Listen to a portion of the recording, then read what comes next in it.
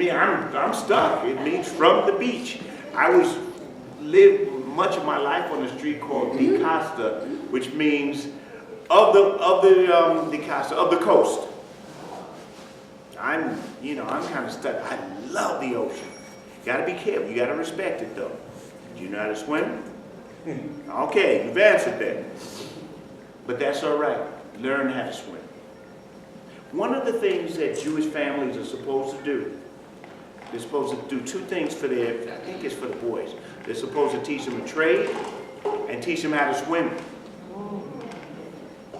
I have no idea why swimming, but that's what they're supposed to do. I mean, yes,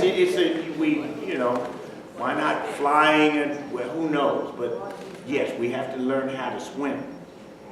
What appeals to you? Music. Oh my. Very important music. What type of music? Okay. Who's good? Okay. Name me two people who are good. I'll come back. You know, with a name like Tiberius, you have to do something. One of the things of African culture is that they don't usually name a child after their father while the father is alive.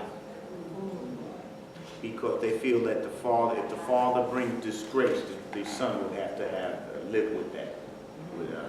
So they usually name you after your father if your father's passed and had not disgraced the family.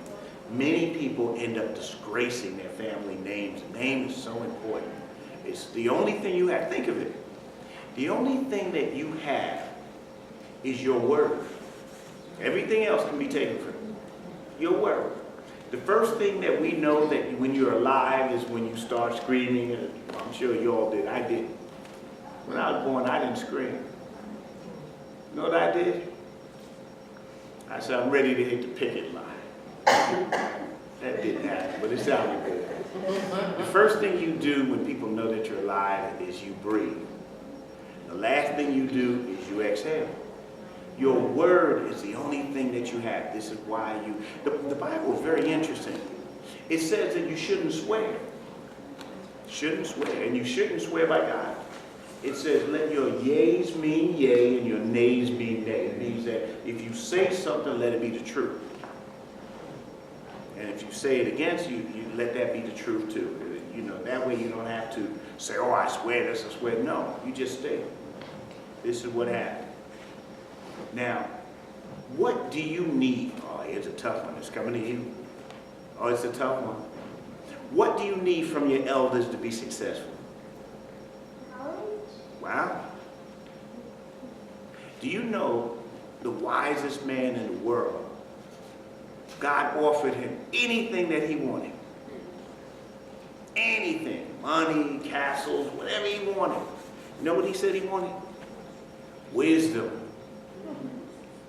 And because he said he wanted wisdom, God said, I'm going to give you everything else.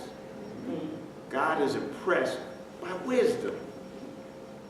Interesting. Knowledge. Yeah, knowledge is so important. Malcolm X taught us that of all of the, he said history was the best thing that he ever learned to understand about the world. History. What do you need from your elders? Oh, yes. I love. A word thrown around so often that we almost forget the meaning of the thing. Love. A community that embraces and says that, you know what, we will not allow negative things to happen, but we insist on positive things. When I was a bad kid years ago, I came from a community. If I was bad in the street, a stranger to me, would come up and straighten me out in the street. And by the time I got home, my mother knew. And my Lord, and I pleaded with her, don't tell my father. A community, a loving community. Now there's ways of doing things. We have to do it with love. A loving community that makes sure, takes care of its own. Knowledge, love. You and Brian, you came last. What do you need from your elders? Of course, to do better. A place to do better? A push to do better. Oh, we call that encouragement. We do call that encouragement. I certainly got pushes to do better. I was very slow in learning these things, mind you, but they certainly pushed me to do better. They had great expectation from me, of me, great expectation, and they let it be known.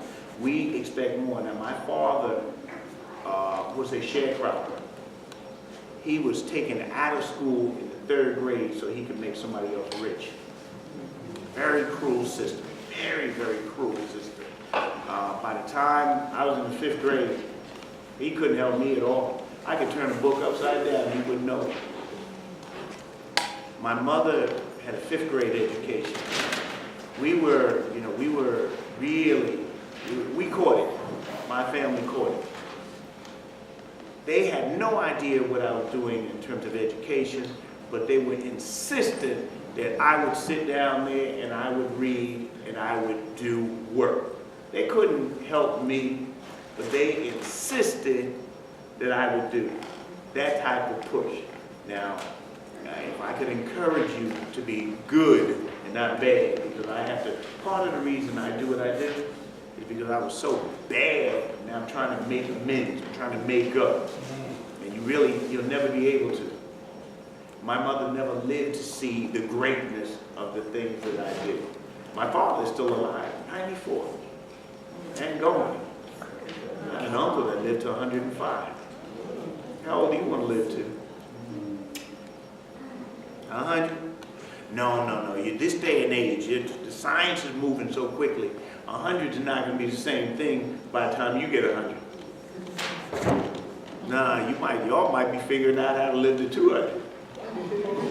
So don't say 100. So I'll help you out. At least 100. At least 100. And may you be healthy, have your brains and things, let's see, well put, well-to-do, and all of those things.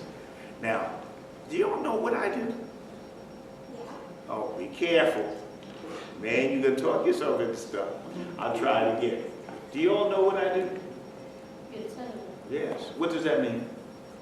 You're almost the president of the community trying to make it better. Wow. A hand for this. Yes, I am. I am a state senator. Now, there's a federal senator also, but they go to Washington. I come up here. I am a state senator. Anybody like politics? Anybody want to be a politician? Why? Wait a minute. Wait, what's wrong with a politician? All right now, I'm going to look over there. If somebody, she getting it from somewhere, I'm looking over there. There's nothing wrong with politics. There's something wrong with how some people do it. Amen. There's nothing wrong with politics. Last question for me. You have any questions for me? I said I was coming back to you. Uh-oh. Well, that's all right. You got a little time to think of it. I really appreciate that you all were kind enough to come. First, wasn't that a long ride? Yes. Did you sleep? Okay, that's important. You had breakfast though. Man, we gonna hook y'all up. We got some lunch for y'all. Y'all gonna do all right. And there's all kinds of stuff. Wait till you get to the main lobby downstairs where you see all this stuff going on. Very fascinating place.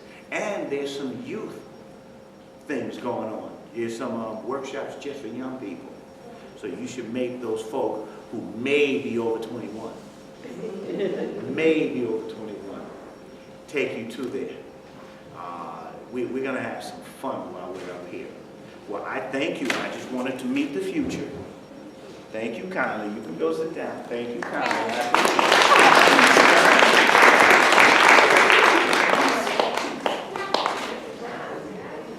Now, my friends, some people, let me tell you a quick story, and then this is going to be interesting. I'm going to allude to something. I'm using the big words today. You ready? I'm going to allude to something. So let him who has ears listen, and him who has eyes watch. There's politics, and then there's politics.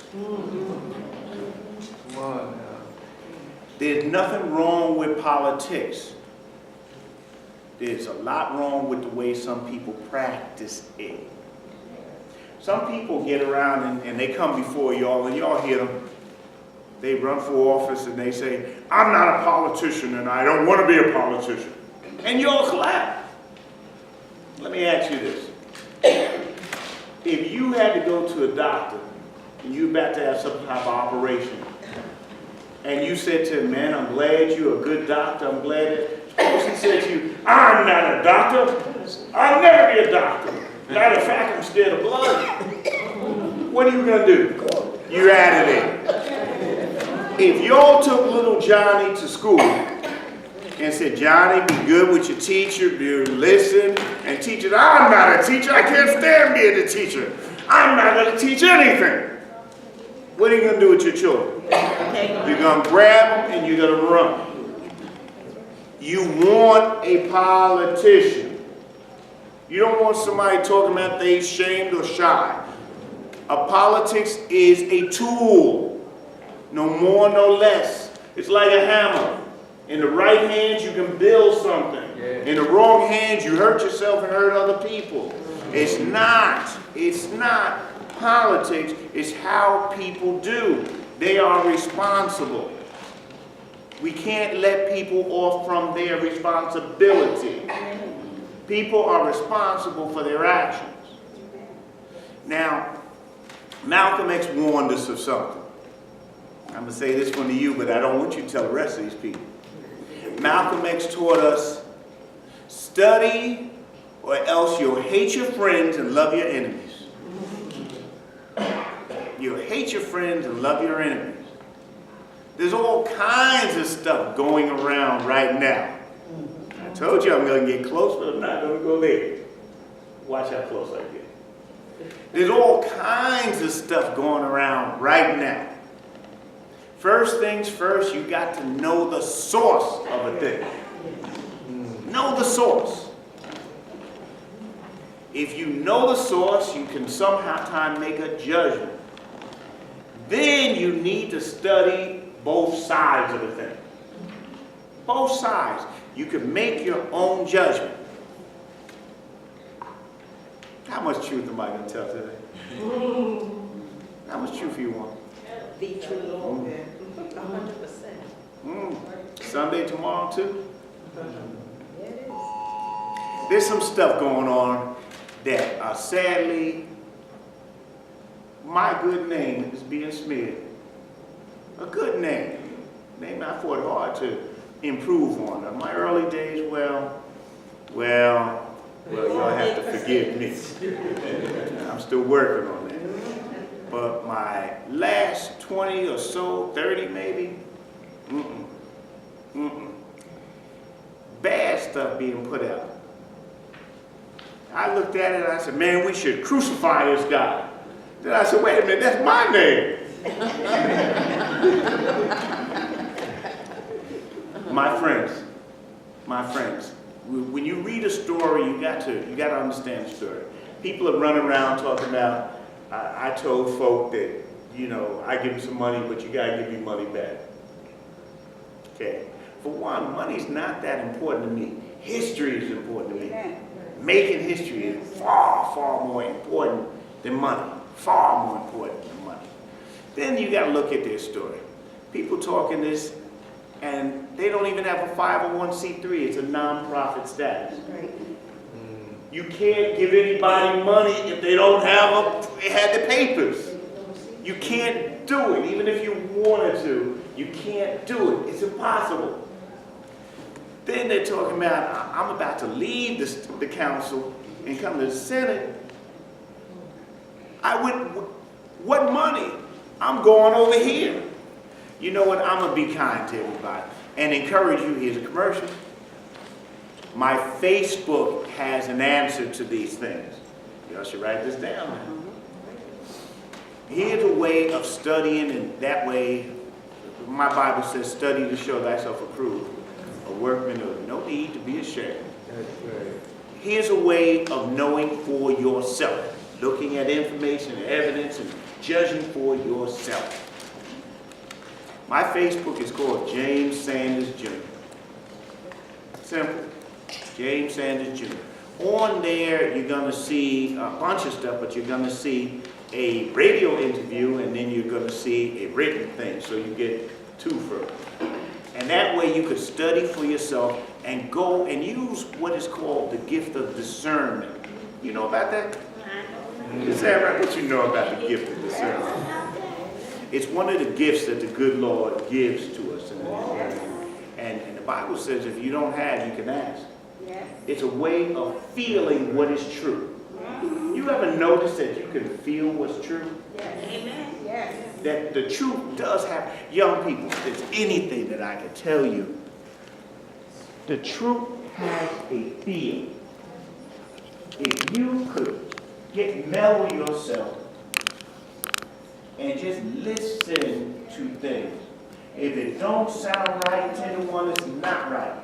10 to 1 is not right. But if you listen to it, don't listen just thinking, don't listen simply with your heart, listen to how it sounds. Then look for what is logical, what makes sense. The truth doesn't ask you to get rid of either one. The truth doesn't ask you to get rid of your mind. No, the truth says use your mind. The truth also says listen with your heart, listen to both, and you can make a good judgment. And if you learn that early, it will save you so much grief. Amen. My, will it save you grief? Well, God willing, you did. So, now we have some fun and we get out of here. This is the time that you can ask any question that you want. Any question that you want. But be careful. I'm going to give it to you uncut. Is that the magic camera? That's the one that made me look less gruesome? I like that camera. I want that. You can ask you the first, any question you want, you the second. But I'm going to give it to you. I'll give it to you respectful, of course. But I'm going to give it to you.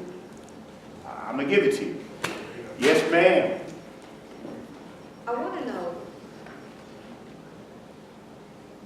what is the most important project or issue that you're working on right now that will, I know what you said and what the seminar is about, that will propel us into the future that you feel we really have your hands on? Economic development. Economic development. If I'm going to make my name, it's going to be there. I have some bills that are afoot now, which is very good. But the best is yet to come. We're going to make an attack on these banks that's never been made in the last 20 some odd years. We are going after them. They got to get right by these communities, or else in Greek philosophy, in Greek civilization, there was groups, one known as the Spartans. And Spartans were a warlike society. Brother Tiberius, I'm sure you like this stuff. The Spartans were a very warlike society. At 13, the Spartans, the mothers would grab their sons and they would say to their son, here is your shield and here is your sword. Come back with your sword or come back on your shield. But there will be no cowards here. We will, by the grace of God and everything that is holy, we must create economic development in these communities, or else we are going to perish on that one right there. We must do that. I just want to not take over. Can I come back to you? Yes, ma'am. I work for Queens Educational Opportunity Center, administered out of York College, helping students get their high school equivalency diploma. And I have a lot of people ranging in age in front of me that want to beat the odds. I'm going to go back to them and I'm going to tell them about this meeting, and the question I'm going to ask you is, against all odds, how did you maintain the confidence in knowing you will win against a lot of odds? Because a lot of my students have a lot of odds against them living in South Jamaica and so forth. Well, I certainly can represent or can understand that, because I come from a social class that we didn't go to Yale, we went to jail. I don't come from the social class that, you know, again, my father was a peasant. My father was a sharecropper. We, you know, the only thing lower than the sharecropper was in the chain gang. I mean, we were in bad shape.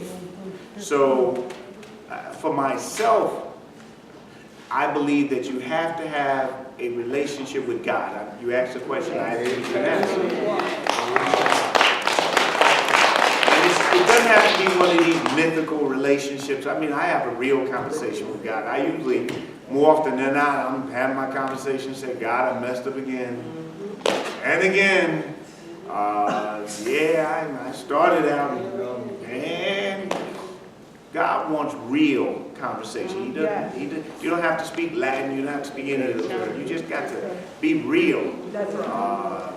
And he's not scared of challenges. I remember a young man came to me and said that, I don't believe in God. I said, that's all right, as long as he believes in you. When he stops believing in you, that's when your problem is. But to go there, the second most important thing I would argue is I read, in the 6th grade, I read the autobiography of Malcolm X, and that changed my life. You have to find a mentor, a model. You have to find something that you believe in, something that you can hold on to. Because when times get rough, and they will, I know a little something about that. When times get rough, it will force you to know what are you about. If you're about money, it's not going to be strong enough. If you're about all of these other things, it's not going to be strong about. Me, myself, I'm about the future. I'm about history. I'm more interested in what your grandchildren would think of me than what anybody thinks of me. I'm more interested in your great-grandchildren, setting them in a place. And to be honest, I'm not even interested if they know my name. I'm more interested in being a cog in the wheel of putting you and y'all at a better place, because you have been failed by so many. We never should have had you in this condition. Our community should not be in this condition. People who have gone before you have failed you. And I refuse to be part of that. So to those young people, you got to tell them that some of us care deeply. And by the grace of God, we will not break. Sir. Yes, Senator Sanders, I would like to know if you have a strategy how to slow down gentrification. Yes, we do. Stopping gentrification is easy. Doing it is hard, but stopping it, the strategy is easy. To stop gentrification, own your community. Own your community. You own it, nobody can move you out. Own your community. Now we're going to have to, you see, political power is supposed to create economic power. We've done this stuff wrong. We got politicians running around doing everything except building economic power for our community. No wonder we're in this bind. Political power is supposed to create economic power. It has for every other community except this one. We have to change that. We have to use this stuff to build. We need to use political power to create what's called land trust. Owning the land so we can make sure that the homes are affordable. That way we can keep the places affordable and don't have to get kicked out all the time. Let people buy at a good rate. Let them make a profit when they sell, but they must sell at an affordable rate. There are things we can do with the proper use of politics. It can be done. We can do it. Yes, ma'am. Two things. First, we went on this wonderful, Thank you. fantastic trip with you about a year and a half ago, and we visited New Jersey. Yes, ma'am. And it talked Incredible. about economic development for our community. Have we put anything in place? I took basically some churches and a few economic development corporations to an incredible trip to Jersey, where a community group seemed to own at least a third of Newark. Now my job is to shape the tree. Oh, okay. Okay. My job is not to bake the pie. If I bake the pie, I get in trouble. People come up here, man, just shaking the tree getting me in trouble. Imagine baking a pie. My job is to create opportunity. These young people say that they want to own a store. Then listen, I'm saying this in front of everybody. Then my job is to help them figure out how to own a store.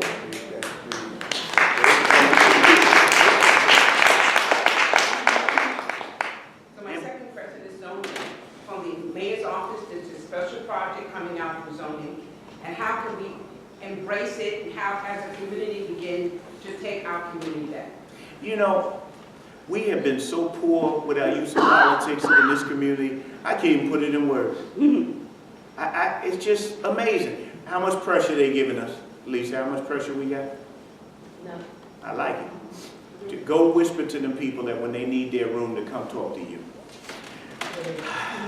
We have used politics so poorly, you could see that we don't understand politics.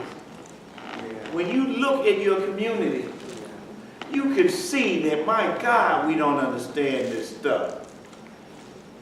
What stores there are you don't own? No. I mean, we just don't, we're using it so poorly. We need to get politicians who work together, who have some vision. But we need to hold them accountable. Yes. My friends, I'm gonna do something. I'm gonna come mess with you. You ready? I'm gonna come mess with you. Come mess with me. I'm gonna mess with you. Oh! Take a picture. Okay, let me ask you a question. This is called rhetorical. What's the difference between a state committee person and a community board person? What's the difference between a councilman? It means, rhetorical means you don't have to answer. Thank God.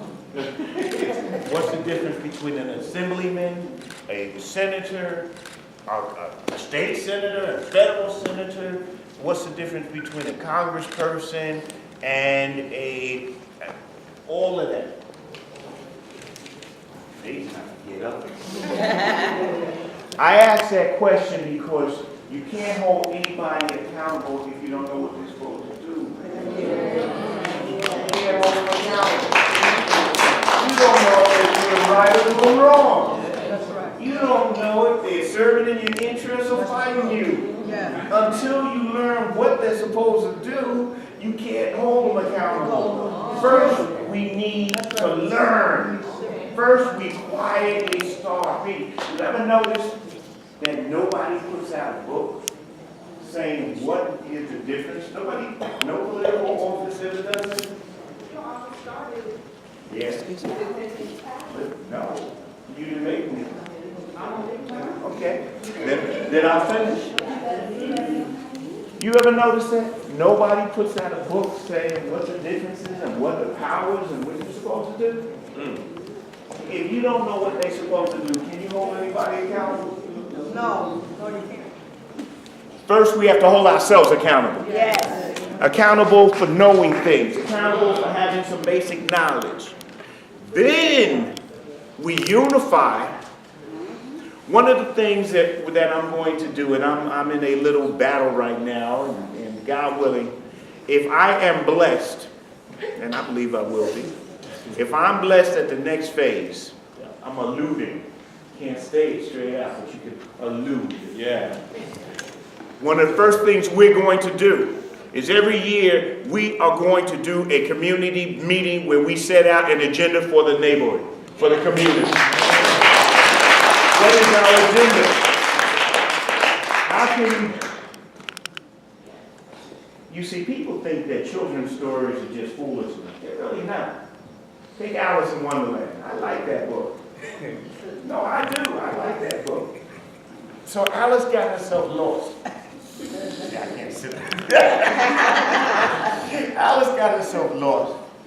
And she's wandering and she bumps into the wise guy. The biggest wise guy that you could ever meet. In that book, and that's what's the Cheshire Cat? How do you say it? Cheshire Cat.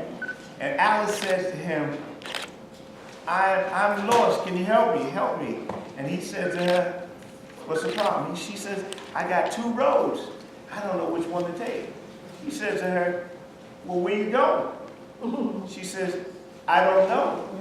And he said, then any road to take you.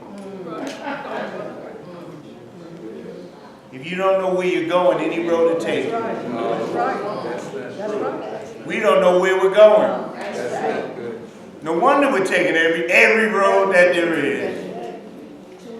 Every day you hear, oh, the black church got to do this, the black fraternity's got to do, every road except the road that starts with self-responsibility. Yes. We ourselves have to learn.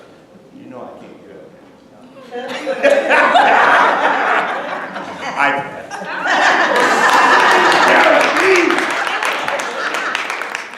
Jump up now. You know I'm gonna feel this tomorrow, right?